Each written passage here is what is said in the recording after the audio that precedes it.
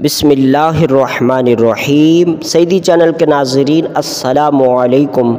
मैं उम्मीद करता हूँ आप सब खैरियत से होंगे और मेरी दुआ है अल्लाह करीम आपकी नेक तमन्नाओं को पूरा फरमाए। प्यारे दोस्तों, आज की वीडियो में जादू और आसेब की अलामात का ज़िक्र करेंगे। दोस्तों, जादू, जिन्नात और आसेब से बचाव के लिए कुरानी वज़ाइफ और अहादीस नबविया में जिन दुआओं का ज़िक्र किया गया है वो इंशाअल्लाह अगली वीडियो में ज़िक्र करेंगे। आज सिर्फ जादू और आसेब की अलामात का ज़िक्र होगा। इससे पहले के नाज़रीन, मैं बाकायदा वीडियो का आगाज़ करूं, आने वाले नए दोस्तों से गुजारिश की जाती है कि हमारे इस सईदी चैनल को सब्सक्राइब करके इसका हिस्सा बन जाएं। जज़ाकल्लाहु खैरा।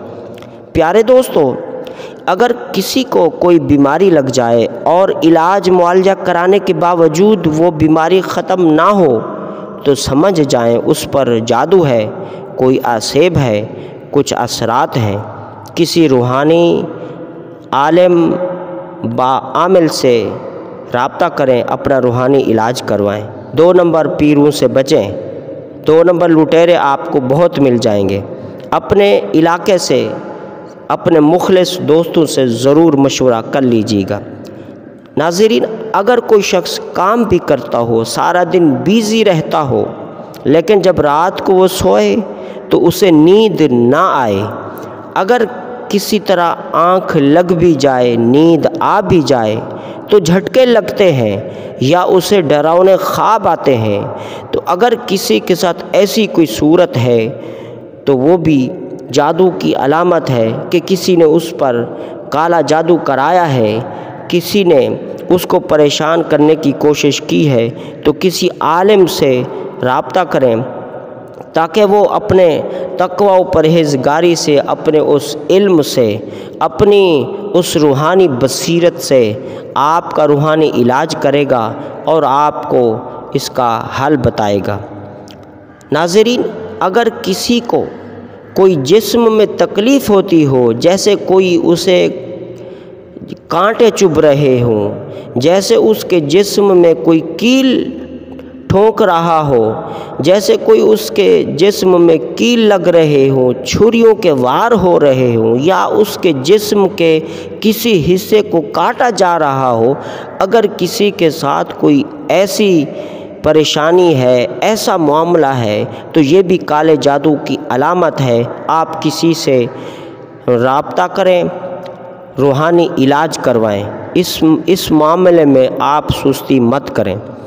इसी तरह नाज़रीन, अगर किसी के ऊपर खून नज़र आ जाए, या उसके कपड़ों पर अचानक खून नज़र आए, या उसकी दुकान में, या उसकी फैक्ट्री में, या उसके घर में कहीं पर भी खून नज़र आ जाए मामूल से हट कर, तो ये भी जादू की अलामत है कि किसी ने उस पर जादू कराया है कि उसका कारोबार तबाह हो जाए, उसके घर में लड़ाइयाँ हो जाएं, या उसका जो भी स्टेटस है, मकाम व मर्तबा है, लोगों में, मुआशरे में जो भी इज़्ज़त है वो गिर जाए, तो किसी ने जादू कराया है। कोई भी आपसे दुश्मनी कर सकता है, कोई भी आपका दुश्मन और कोई भी आपका हासिद हो सकता है। तो इसलिए आप अपना रूहानी इलाज करवाएं, ज़रूर किसी से मशवरा करें।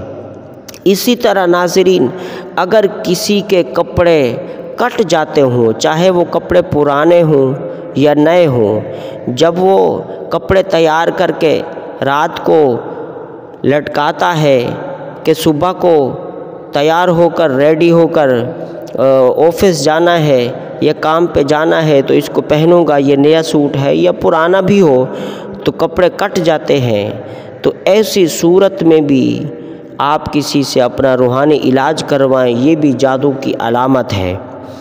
इसी तरह नाज़रीन, अगर किसी का सामान ख़राब हो जाता है, यानी कोई शॉप है, कोई सामान बेचता है, वो होटल भी हो सकता है, होटल के ऊपर जैसे खाने तैयार किए जाते, तरह तरह के डिशेस तैयार किए जाते हैं, तो उस होटल की रौनक को ख़त्म करने के लिए, उस होटल के टेस्ट को ख़त्म करने के लिए ऐसा भी किया जा सकता है کہ اس کی آنکھوں کے سامنے تو وہ کھانا ٹھیک ہو، وہاں ہوٹل پر تو اس کا کھانے کا ٹیسٹ ٹھیک ہو، جب لوگ اس سے کوئی چیز پارسل کرا کر گھر لے جاتے ہوں تو وہ خراب ہو جاتا ہے۔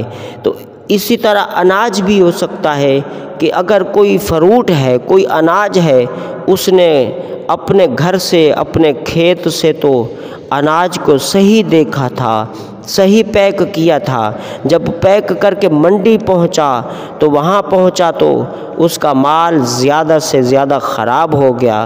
تو ایسی صورت بھی کسی کے ساتھ پیش آ رہی ہے تو ضرور کسی عالم دین سے مشورہ کریں، وہ آپ کو دین و دنیا دونوں کے حوالے سے آپ کی رہنمائی کرے گا، آپ کا روحانی علاج کرے گا۔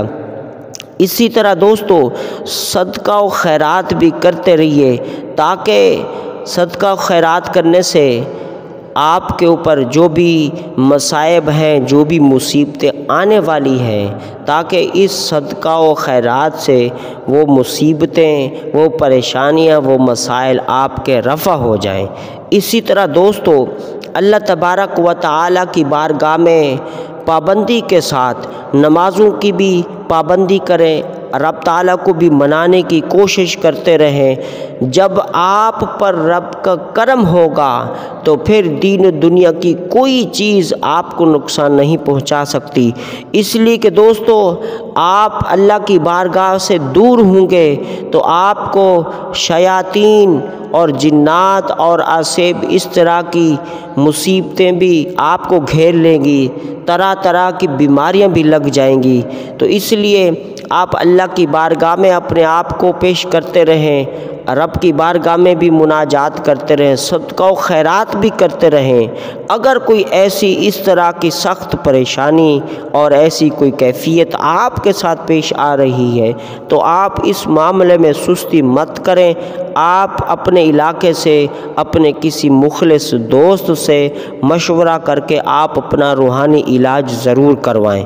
دوستو کوئی بھی بیماری آتی ہے تو اس کا علاج بھی جب تک اس کا دریافت ہو چکا ہوتا ہے، ایسا نہیں ہے کہ دنیا میں کوئی نئی وبا آ گئی، کوئی نئی بیماری آ گئی، اب اس کی کوئی میڈیسن نہ ہو، اس کی کوئی دوا نہ ہو، اس کا کوئی علاج نہ ہو، یہ ایسا نہیں ہو سکتا۔ جب کوئی بیماری آتی ہے تو اس بیماری کا علاج بھی اللہ تبارک و تعالیٰ اس وقت کے ڈاکٹرز کو، اس وقت کے حکماء کو سمجھ آ جاتی ہے کہ اس مرض کی ہمیں یہ دوا دینی ہے تو اس مرض کو اس طرح کنٹرول کیا جا سکتا ہے۔ جیسے آج کل وبا پھیلی ہوئی ہے تو اب اس کی ویکسین آ چکی ہے، اب وہ ڈاکٹرز حضرات لوگوں کو لگا رہے ہیں۔ تو اسی طرح کوئی بھی بیماری آتی ہے تو اس کا علاج بھی ہوتا ہے۔